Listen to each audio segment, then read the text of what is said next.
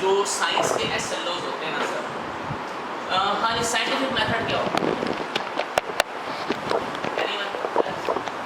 कोई पर्सन जो scientific method है, अभी आपने पहले लेक्चर में नहीं सुना होगा, ठीक है? सेम चीज़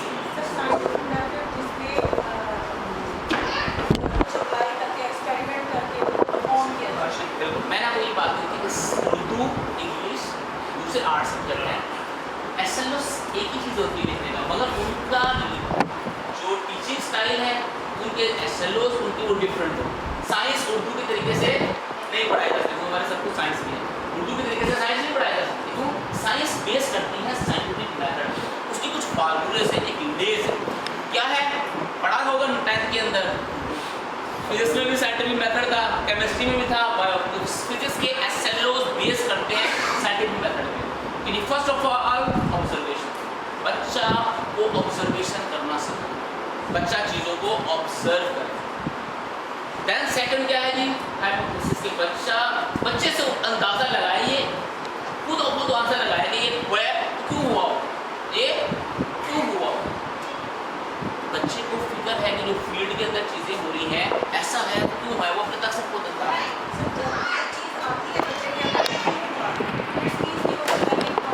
हम असल में स्पेसिफिक हो, मैं पहली बात करता हूँ, जब आपका टीचर ही काबिल नहीं होगा तो ना बच्चों की ऑब्जर्वेशन को वही रोक दे, क्योंकि उसकी ऑब्जर्वेशन टीचर के लिए खतरे का बायस है। बच्चे का सोचना टीचर के लिए खतरे का बायस है। बच्चा बहुत ज़्यादा क्वेश्चन करेगा और जब वो आंसर नहीं देगा तो आपके पास आएगा, आपके लिए तो है ना, इसलिए तो हम जो याद रखें, जो अच्छा टीचर होगा ना तो कभी बच्चों को क्वेश्चन पूछने से मना नहीं करे। मैं ज़्यादा यहाँ रहा हूँ या मैं स्कूल के अंदर स्कूल के अंदर हूँ, मेरी भी तारीफ नहीं करता कि मतलब मुझे बहुत अच्छा लगता था कि बच्चे मुझसे क्वेश्चन पूछे। पूरे मैं आया उस ज़माने के अंदर ज़्यादातर जो है BSc लोग थे, MSc लोग थे, मैं डायरेक्ट तो नया था, मुझे अच्छा लगता था कि बच्चे ये शुरू में ज़्यादा शौक भी होते थे, क्वेश्चन पूछते थे। कई दफ़ा ऐसा होता था उल्टे सीधे क्वेश्चन पूछ लेते थे, नहीं भी आता था, सीधे से आता है, आप में से किसी बच्चे को आता है नहीं आता, हम डिस्कस करेंगे, इसमें क्वेश्चन नंबर की बात नहीं है, डिस्कस करेंगे। तो बात यह है कि बच्चों को क्वेश्चन पूछना चाहिए, क्वेश्चन के बगैर बच्चे की लर्निंग नहीं हो सकती। तो पहले तो बात वही आ जाता है बार बार, जब तक टीचर स्पेसिफिक नहीं होगा, साइंस और मैथ का स्पेसिफिक टीचर हो तो भी आप उसके आप रिजल्ट ले सकते हैं।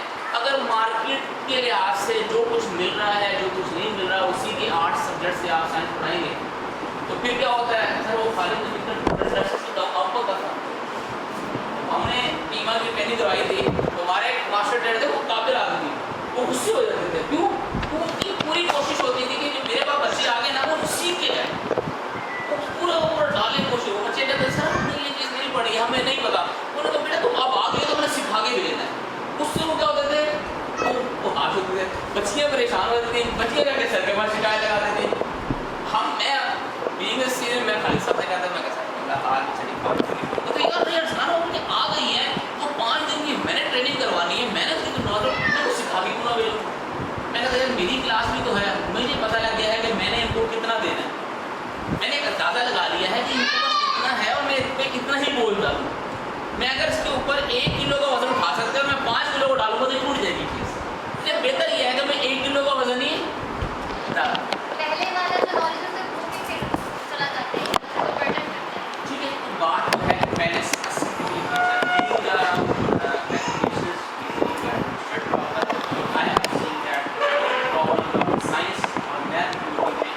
स्पेसिफिक टीचर नहीं, क्योंकि हमने बीमा की ट्रेनिंग के अंदर एक्सपीरियंस आया। बिल्कुल बोला सर, बिल्कुल सर स्कूल के लेकिन हमारे को वहाँ से पिक करके देते हैं, जिस बंदे ने ट्रेनिंग प्लान कर अब उसमें चेंजिंग नहीं कर सकते। जैसे हमारी कुछ ऐसा पहले ट्रेनिंग मेरी जो प्रिंसिपल थी वो साइंस की, उन्होंने इंग्लिश ट्रेनिंग में डाला, वो हम मजबूर हैं अपने टीचर को वहाँ बिठाना होता है। अब ये हमारे लिए मैं आपको मैं पूरी तरह से कह रहा हूँ मेजॉरिटी में ऐसा नहीं होता। मैं अच्छी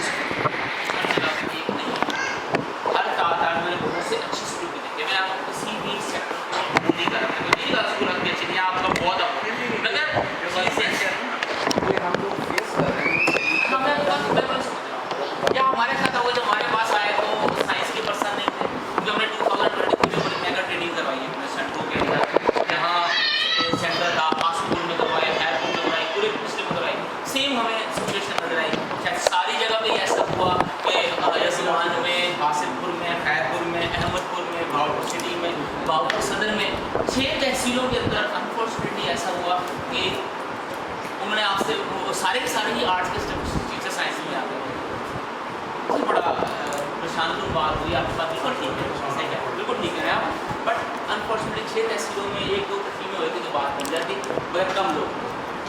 उसके बाद आ जाते हैं जी, ये हो गया।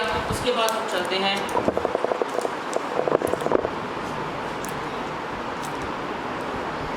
साइंटिफिक मेथड क्या है जी बच्चों के अंदर। आप होता यही है कि आपके जो एसएलओज आते हैं वो कुछ हाइपोथेसिस पे डिपेंड कर रहे होते हैं, कुछ आपके ऑब्जर्वेशन पे डिपेंड कर रहे होते हैं, कुछ एक्सपेरिमेंट पे डिपेंड कर रहे होते हैं, कुछ उसकी एनालिसिस पे डिपेंड कर रहे होते हैं, कुछ उसकी एक्सपेरिमेंट डिपेंड कर रहे होते हैं।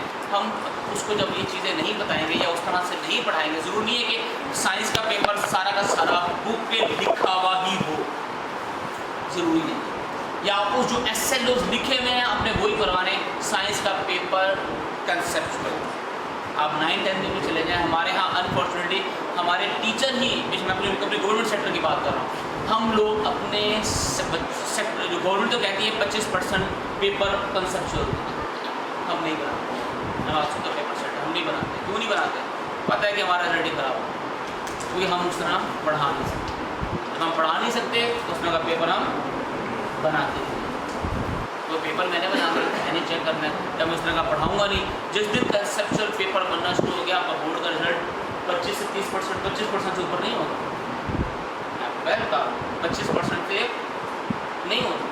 मैं आपको अपने जनरल एक्सपीरियंस बताता हूँ। जब मैं सेनेटोन हाई स्कूल में नया आया था, शादी पब्लिक स्कूल का एक्सपीरियंस था, वहाँ मेरे साथ में पढ़ाया हुआ था। होता है वहाँ यहाँ तो मैं आ गया, चौधरी अब्दुल भाई साहब प्रिंसिपल थे, मुझे स्पेशल सेक्शन दे दिया, मेरा 3-4 सेक्शन थी मुझे पढ़ाने। उस ज़माने में क्या होता था, 2007 की बात बता रहा हूँ, 3-4 स्कूलों को एक ही पेपर आता, सर एक ही पेपर आते, तीनों प्रिंसिपल की आपस में थे। मुझे सर ने कहा ये पेपर आप बनाए, तो बनाएंगे। मैंने पेपर बनाने के बाद क्या किया कि पेपर के पीछे कंसेप्चुअल क्वेश्चन दिए हुए होते हैं बुक के अंदर, टिटबिट्स भी दिए होते हैं, इंटरेस्टिंग इन्फॉर्मेशन भी दी होती है।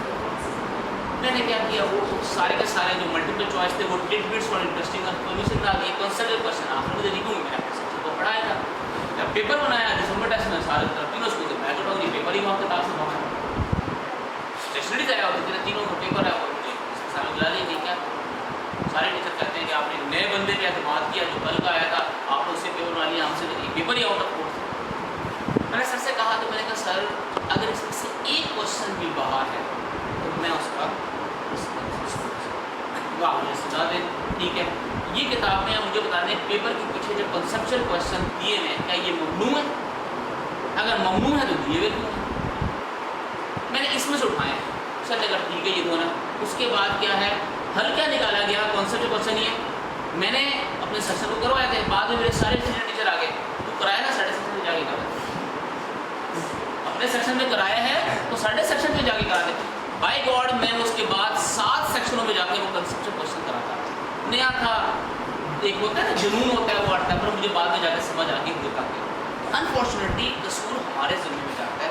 अगर paper according to the fact policy, according to board policy पता लग बन जाए तो है, तो आपकी बोर्ड का रिजल्ट 25% से ऊपर नहीं आएगा सर। प्रैक्टिकल अगर आपके वर्किंग मेरिट के ऊपर हो जाए, आपके बच्चे वर्नियर कैलिपर से रीडिंग नहीं ले सकते। वर्नियर कैलिपर तो दूर की बात है, जो मीटर रॉड है ना, आप मीटर रॉड से रीडिंग नहीं ले सकते। बेशक वो गवर्नमेंट के बच्चे हों या हमारे प्राइवेट के हों, सॉरी दूसरे प्राइवेट सेक्टर के बच्चे ज़्यादा हमसे, हमारे गवर्नमेंट के बच्चे फिर बहुत बेहतर है, क्योंकि वहाँ तो लेबॉर्ट्री ये नहीं है कि किनार के 10-10 मरले के स्कूलों में चीज़ें बात आती है कि आप पहले तो उसको उस सब्जेक्ट में बताएं, उसमें सोचने मजबूर करें। कौन सा आपके एसएलओज आ रहे हैं ऑब्जर्वेशन के ऊपर, कुछ आपके आ रहे हैं